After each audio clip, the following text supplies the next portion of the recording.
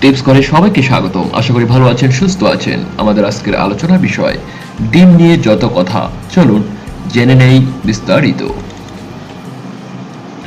সপ্তাহের শুরুতে সকালের নাস্তায় ডিম খাওয়াটা খুব জরুরি। সম্ভব হলে সপ্তাহে অন্তত 3 থেকে 4টি ডিম খেলে খুব ভালো উপকার পাওয়া যায়। প্রশ্ন হলো, কি আছে এই ডিমে যে কারণে পুষ্টিবিদরা সবসময় ডিম খাওয়ার পরামর্শ দেন?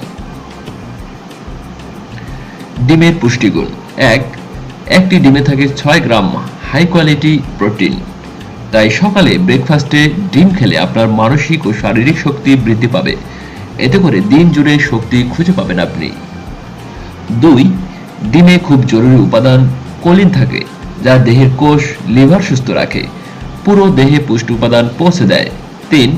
ডিমে শরীরের জন্য প্রয়োজনীয়